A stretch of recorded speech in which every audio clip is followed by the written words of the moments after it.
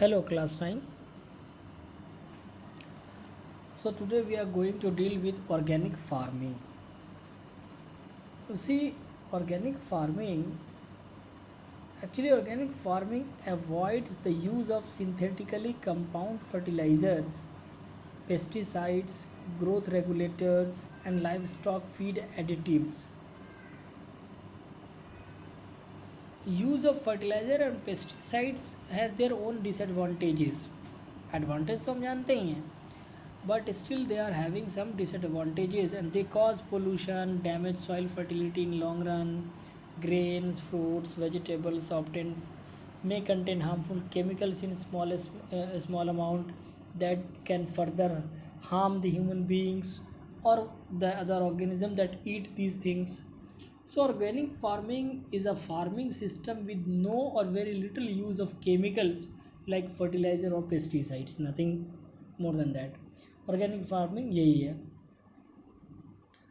Basically organic farming अगर chemical के use के बिना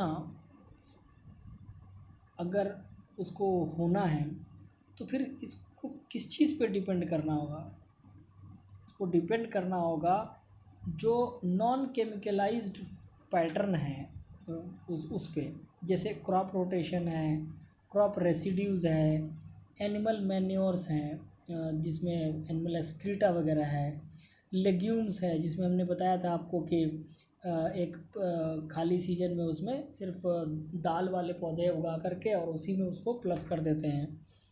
फिर ग्रीन मैन्योर्स हैं, ऑफ फार्म ऑर्गेनिक वेस्ट्स हैं, बायोलॉजिकल पेस्ट कंट्रोल्स हैं.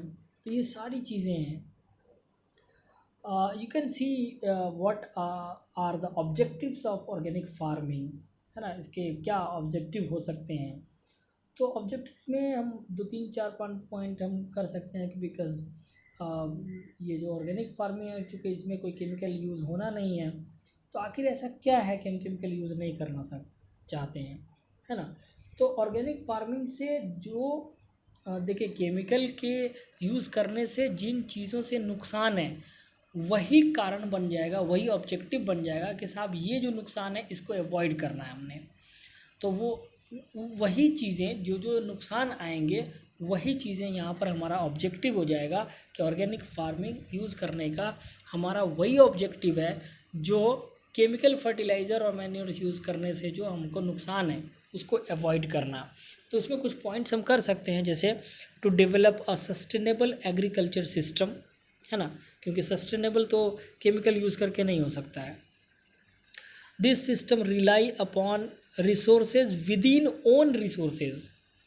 रिसोर्सों विद इन रिसोर्सेज का मतलब हो गया कि जैसे क्रॉप्स जो कुछ भी हम उगाते हैं उन्हीं क्रॉप्स में हम कुछ ऐसा रिसोर्स देखें जो हमको फर्दर आगे क्रॉप प्रोडक्शन करने में यूज़ हो. ठीक है. और तीसरा, to develop an alternative strategy over chemical farming. Chemical farming के अल्टरनेटिव्स क्या हैं हमारे पास. ठीक है. तो ये एक बड़ा इम्पॉर्टेंट फैक्टर बनता है हमारे लिए. ऑब्जेक्टिव ऑर्गेनिक फार्मिंग कई बार पूछा है इसने कि what is organic farming and what are its objective. तो ये एक इम्पॉर्टेंट मेरी नज़र में है कि ये 3 बातें अगर हम रखें, एक ऑर्गेनिक एग्रीकल्चर सिस्टम का, एक रिसोर्स विद इन रिसोर्स की बात हम करें कि ये सिस्टम जो है ये बाहर से एडिशनल कोई केमिकल या बाहर से कोई अलग से प्रोडक्ट नहीं चाहता है, बल्कि जो कुछ भी एग्रीकल्चर के अंदर हम उगाते हैं इन्हीं उगाए हुए प्रोडक्ट्स में से कुछ ऐसे प्रोडक्ट्स हैं जिनको ज़मीन में हम दोबारा से उसको डाल दें तो हमारी फर्टिलिटी को भी इंक्रीज़ कर देता है. फिर नेक्स्ट जो फसल आती है वो भी अच्छी आती है. और जो केमिकल फार्मिंग है उसका एक हम अच्छा ऑल्टरनेटिव दे पाते हैं. तो ये to develop an alternative strategy over chemical farming. The number of bio fertilisers like blue green algae, azolla are used to meet nitrogen demand of crop in organic farming. Then small quantities of neem cake are also used.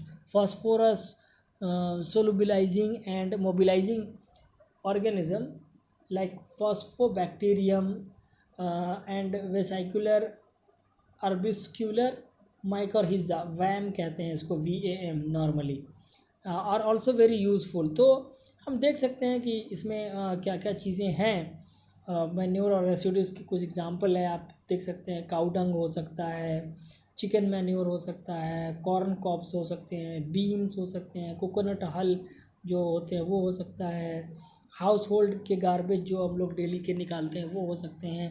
तो ये सारी चीज़ें हमको manure की तरह से काम कर सकता है।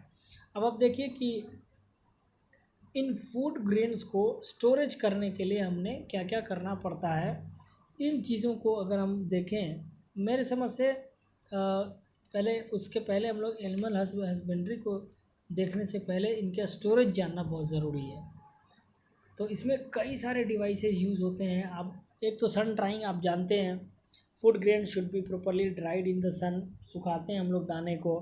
दूसरा है maintenance of hygiene, the grain must not contain insects, the godown should be clean well, the cracks in the roof on the wall and floor should be seal completely. Fumigation कहते हैं हम गैस वगैरह जो उस पर डालते हैं। Godowns and store should be properly spread with fumigants, fumigants धुआं को बोलते हैं, एक खास केमिकल का धुआं होता है जिसको हम लोग स्प्रे करते हैं। Specially the seed should be treated with insecticides and fungicides. चौथा है स्टोरेज डिवाइसेस जो हम यूज़ करते हैं वो बहुत ही इफ़ेक्टिव होना चाहिए, है ना। एयर टाइट कंटेनर्स वगैरह जो होते हैं। Clean and dried grain should be stored in Ghani bags, other proper bags, airtight containers, moisture resistant and temperature resistant storage devices have been developed by various organization, they should be used। तो ये भी Ghani bags है। उसके बाद आपको grain silos भी होते हैं। सिलोज आप जानते हैं, ये एक स्ट्रक्चर बनाया हुआ होता है स्टोरेज के लिए, मास स्केल पर, बड़े पैमाने पर। आप देखेंगे कहीं कहीं पे एक घरनुमा कंटेनर टाइप से बना होता है, लेकिन ऊपर में वो पूरा ऐसा लगता है कि जैसे बाल्टी के ऊपर ढक्कन रखा हुआ है। तो ये सिलोज कहलाते हैं। So this is all about the maintenance, I mean the storage and organic farming. These were very important topics. Okay, thank you.